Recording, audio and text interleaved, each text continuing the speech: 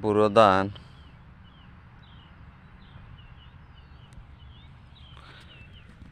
Bumper ফসল হয়েছে আলহামদুলিল্লাহ, সবার ধান ভালো হয়েছে। এটা হচ্ছে আমাদের জমি, এটা হচ্ছে আরেকজনের, এটাতেও ধান ভালো হয়েছে।